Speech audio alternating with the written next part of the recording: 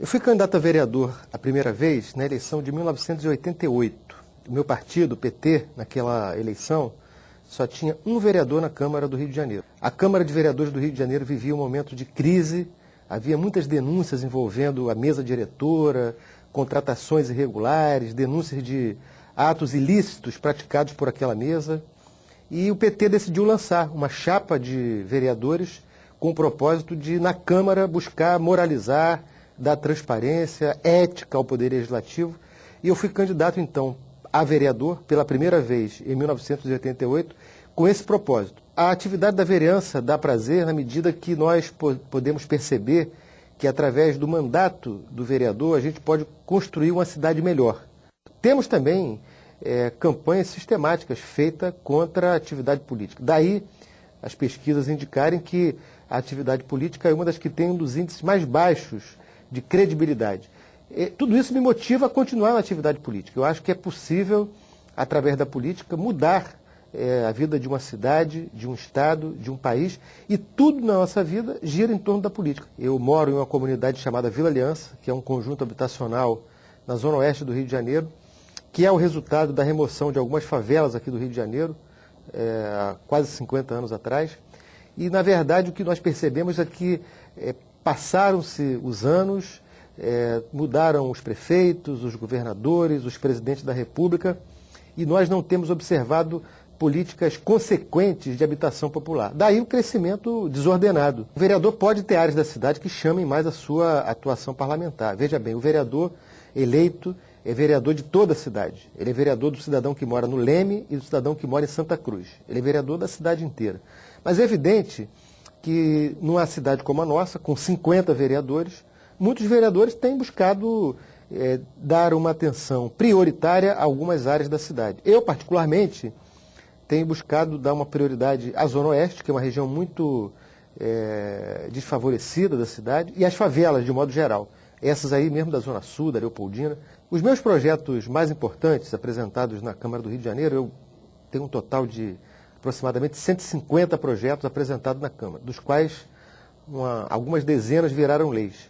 Um que eu tenho tido muito orgulho, que está inclusive agora em vias de se tornar realidade, é um projeto que tombou o antigo prédio da fábrica de tecidos Bangu e no mesmo projeto abriu caminho para a construção do Bangu Shopping, que será inaugurado agora no mês de outubro, gerando 4 mil empregos. Praticamente todos os projetos que eu apresentei na Câmara, na sua grande maioria, não saíram da minha cabeça.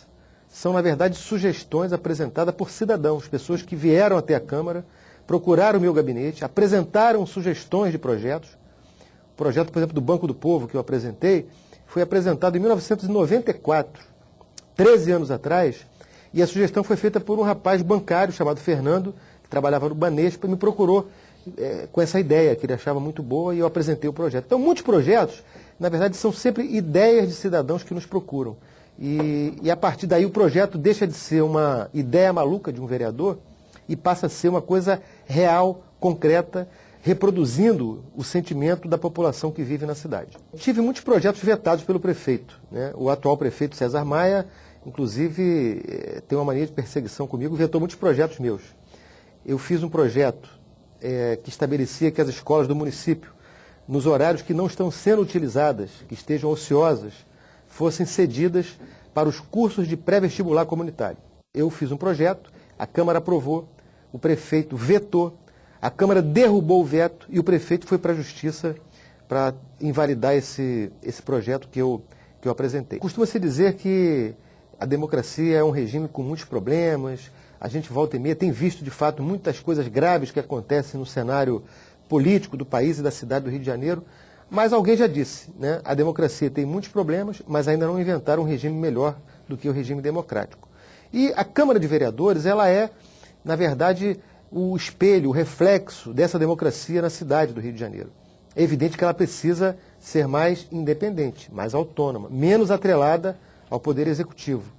Mas ela é um poder fundamental. Se nós olharmos as transformações que o Rio de Janeiro viveu na última década, muitas delas são resultado de projetos e de leis votados pela Câmara de Vereadores. Então a fidelidade partidária é fundamental para a manutenção do regime democrático. E eu penso que As últimas decisões tomadas pelo TSE e pelo Supremo Tribunal Federal, elas são vitais para a manutenção da democracia e principalmente para a manutenção da credibilidade da população e do cidadão nos seus representantes. Nós vivemos um perigo muito grande quando o descrédito na Câmara de Vereadores, na Assembleia Legislativa e na Câmara Federal aumentam, porque as ditaduras, e a ditadura que nós vivemos no Brasil, ela se consolidou e ela aconteceu naquele momento, porque houve uma descrença e um descrédito muito grande do Poder Legislativo. Então nós precisamos fortalecer esse poder. O vereador deveria estar dentro da Câmara debatendo ideias para a cidade, ideias que possam revitalizar a economia da cidade, ideias que possam contribuir para melhorar a qualidade de vida e, principalmente, usar o tempo do mandato parlamentar para fazer uma boa fiscalização do Poder Executivo, fiscalizar bem o prefeito. Quando o vereador passa 90% do seu tempo fazendo ação assistencialista, ele abdica da condição de legislar. O voto em lista acabaria com isso, porque o voto em lista faria com que o parlamentar tivesse que prestar conta no debate político das ideias, que é o fundamental da ação legislativa. Porque, veja bem, nós sabemos que existem alguns casos de parlamentares que gastam 3, 4, 5 milhões para conquistar um mandato de vereador, de deputado. Então é evidente que isso acontece porque uma parte de segmentos do empresariado apostam e financiam essas campanhas, né? Nem sempre de forma transparente. E o parlamentar, às vezes eleito dessa forma, perde completamente a sua autonomia e independência. Ele vai para dentro do Poder Legislativo cumprir o papel, enfim, de defender interesses outros. O financiamento público de campanha daria maior autonomia, maior transparência, maior independência do Poder Legislativo. E a independência é fundamental. De certa forma, durante muito tempo comentou-se que o voto obrigatório num país como o nosso, se não existisse, haveria uma grande abstenção. Eu discordo dessa ideia. Acho que o voto ele deve ser facultativo. Acho que o cidadão deve ser motivado a acreditar que através da política ele pode mudar a vida do seu país, do seu estado, da sua cidade. Então, acho que o voto facultativo pode trazer qualidade na atividade política. A gente vai ter a pessoa que se dispõe a sair da sua casa, pegar um título de eleitor, botar no bolso, se dirigir a um local de votação e conscientemente votar em alguém, é uma pessoa que quer, através da política, mudar a realidade política, social. Para mudar e para melhorar o relacionamento entre o Poder Executivo e o Poder Legislativo, eu acho que deveria prevalecer aquilo que está escrito na lei. É que o Poder Executivo, Legislativo e Judiciário são autônomos, independentes e harmônicos entre si. E isso não tem acontecido no Brasil, isso é uma coisa que é uma peça de ficção na lei, na Constituição, na lei orgânica, que não existe. Para mudar esse relacionamento, nós teríamos que ter um conjunto, um arcabouço de leis que passam pela fidelidade partidária, pelo voto em lista, pelo financiamento público de campanha, pelo fim da obrigatoriedade do voto e por um cidadão que acompanhe o que o seu eleito está fazendo. A TV Câmara transmite as sessões da Câmara de Vereadores. A imprensa cobre essas sessões. E acho que o vereador, como todo político, ele é muito sensível, né, quando ele percebe que os olhos estão voltados para ele.